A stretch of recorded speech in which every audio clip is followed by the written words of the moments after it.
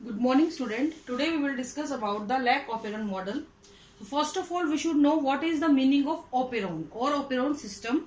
Actually, the operon system is a part of genetic material which act as a single regulatory unit. ये एक single regulatory unit की तरह function करता है to control the gene expression. कि कैसे gene expression होगा, उसको control किया जाए, उसको regulate किया जाए. Basically, it has several parts, like it has structural gene, it has regulatory gene, it has promoter gene, it has operator gene, it has repressor protein and it has inducer.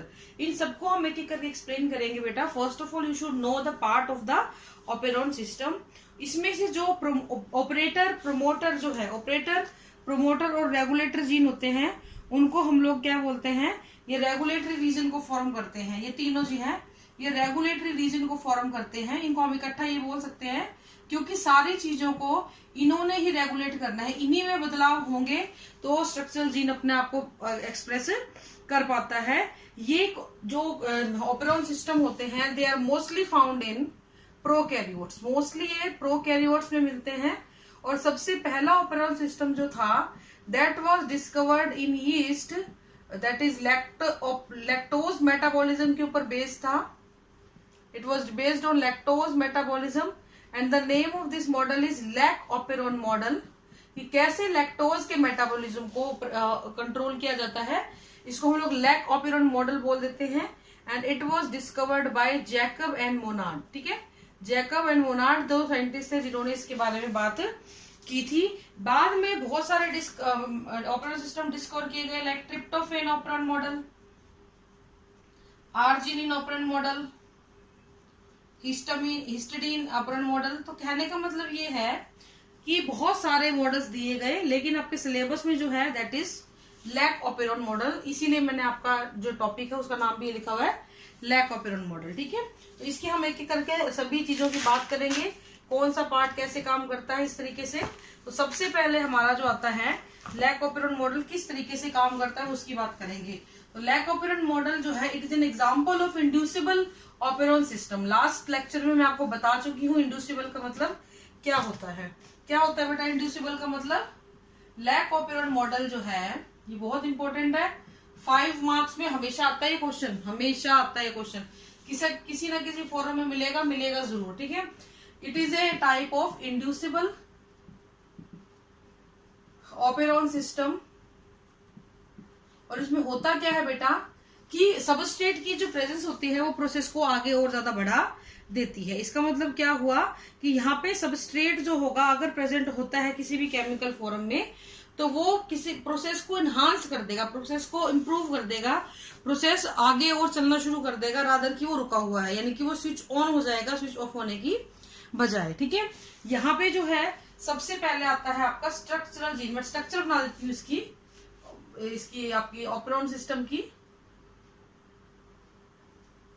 बहुत simple diagram है ये.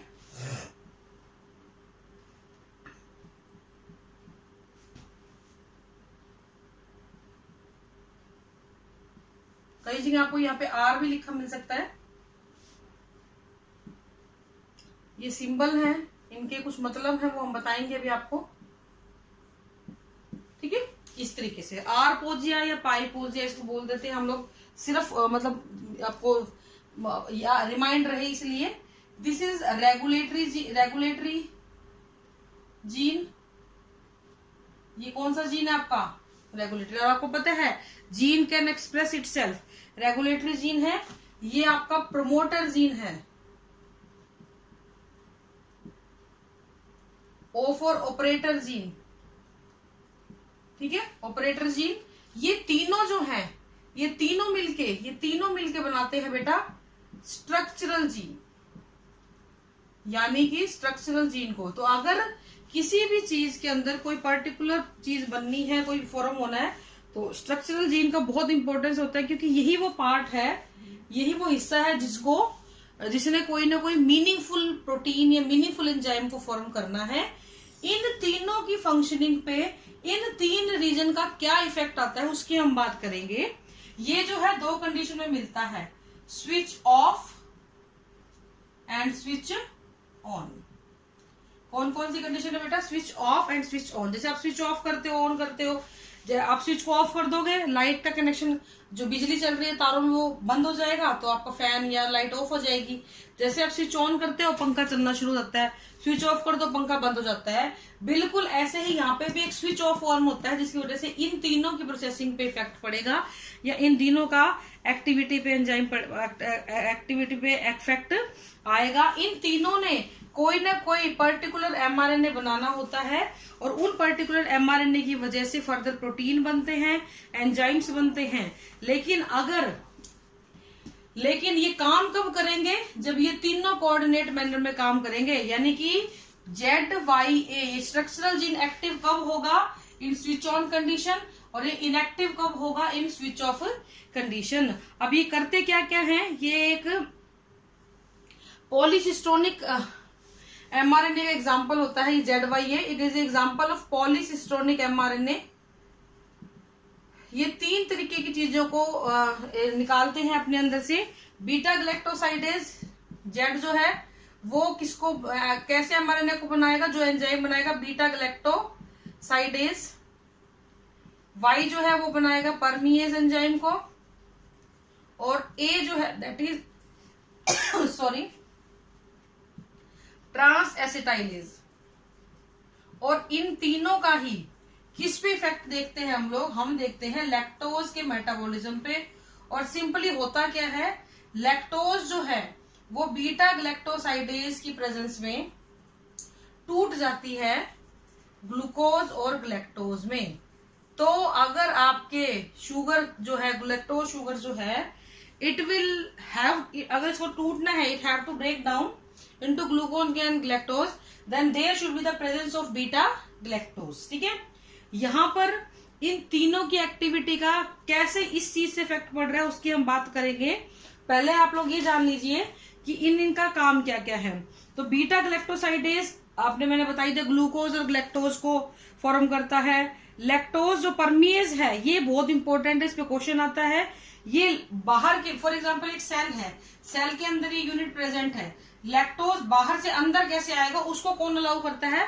परमीएज enzyme allow करता है। परमीएज enzyme जो होता है ये permeability से समझ लो, मतलब समझने के लिए बता रही हूँ कि परमेबिलिटी को कंट्रोल करता है, so that lactose can enter into the cells. Lactose जो है वो सेल के अंदर एंटर कर जाता है, इसलिए ये हेल्प करता है। ट्रांस एसिटाइलेज जो होता है ये भी कुछ ऐसा ही काम करता है, ट्रांसफर करने का भी काम ये करता है।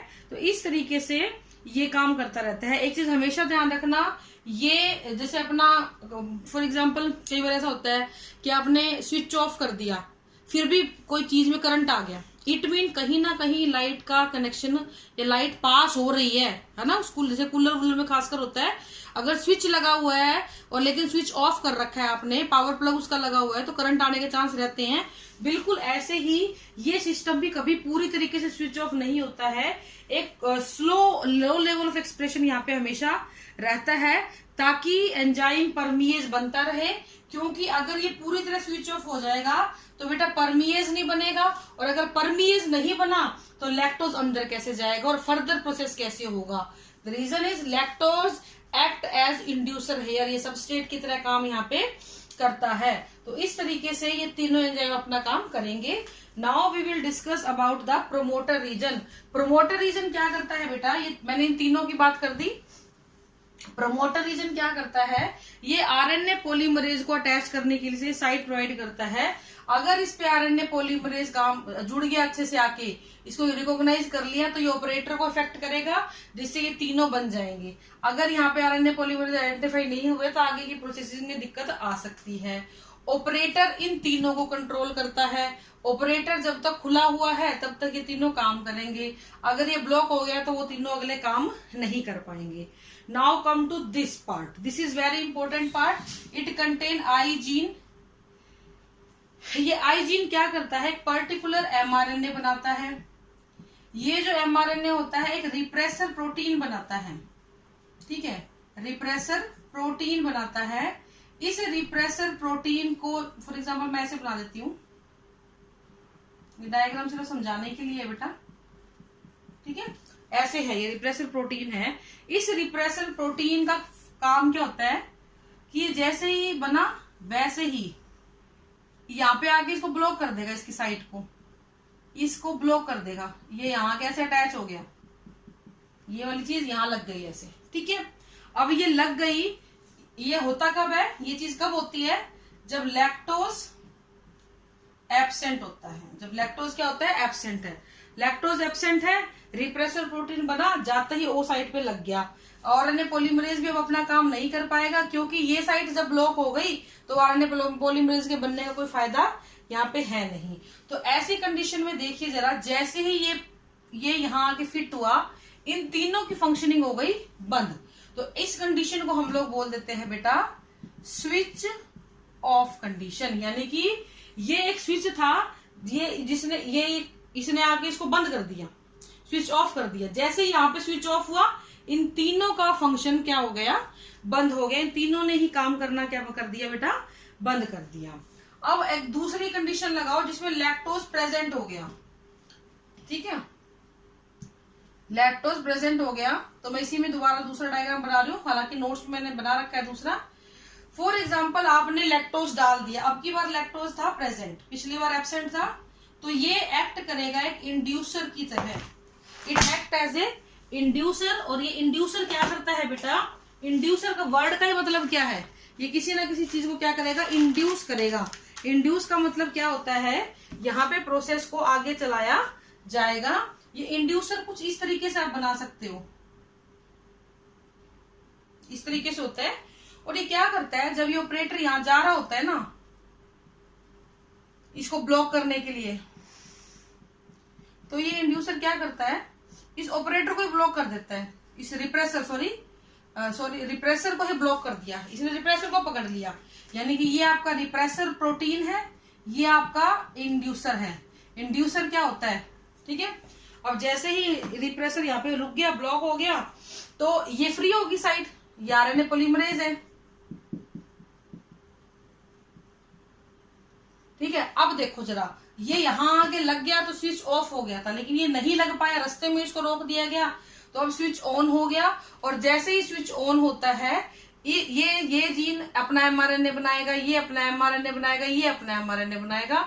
जेड वाले से बनेगा बीटा ग्लैक्टोसाइडेज, इस वाले से बनेगा परमिएज, और इस वाले से बनेगा ट्रांस एसिटाइलेज, ठीक है। और जैसे ही बीटा ग्लैक्टोसाइडेज बना, ये बीटा ग्लैक्टोसाइडेज और जो लैक्टोज आई है, और जो लैक्टोज आपके मीडियम में प्रेजेंट है, उसको कैटालाइज करेगा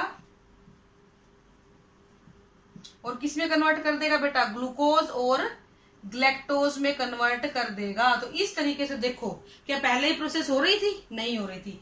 इस कंडीशन को हम बोलेंगे स्विच ऑन, क्योंकि यहाँ पे आके आपका रिप्रेसर प्रोटीन अटैच नहीं हुआ, तो ये स्विच ऑन कंडीशन कहलाती है। तो इसको आप ध्यान रखना, स्विच ऑफ और स्विच ऑन कंडीशन। अब ये होता क्या है, ये होता ऐसे है बेटा, ऑपरेटर जीन की मैं आपको बात बताऊं तो ऑपरेटर जीन डायरेक्टली क्या करता है, ZYA के फंक्शंस को इफेक्ट करता है। अगर इंड्यूसर यहाँ पे आके काम कर दे, तो इंड्यूसर अगर होता है तो रिप्रेसर को ये आगे जाने नहीं देगा, रिप्रेसर आगे जाएगा नहीं तो ये ब्लॉक नहीं होगा, ये ब्लॉक नहीं होगा तो ये अपना काम फर्दर कर सकते हैं। तो इसका डायरेक्ट इफेक्ट इन पे आता है। प्रमोटर की बात करें तो ये सिर्फ एक इनिशिएशन सिग्नल देता है आरएनए पॉलीमरेज को, so that the operator gene can operate further, अपना काम वो कर सके और अपने ट्रांसक्रिप्शन के प्रोसेस को बना सकें। लेकिन वो होगा कब, जब ये खुद भी काम करना चाहेगा, इसको काम करने दिया जाएगा तो ही आगे वाले काम हो पाएंगे, अदरवाइज आगे वाले काम नहीं हो पाएंगे। रेगुलेटर जीन मैं बता ही चुकी, इसका क्या काम होता है, ये रिप्रेसर प्रोटीन को फॉर्म करता है। ये रिप्रेसर प्रोटीन आई जीन का एक रिजल्ट होती है जो जाके ओ साइट को ब्लॉक कर देता है। अगर ये ओ साइट ब्लॉक होगी तो ये फर्दर प्रोसेस नहीं होगा, that is known as switch off condition.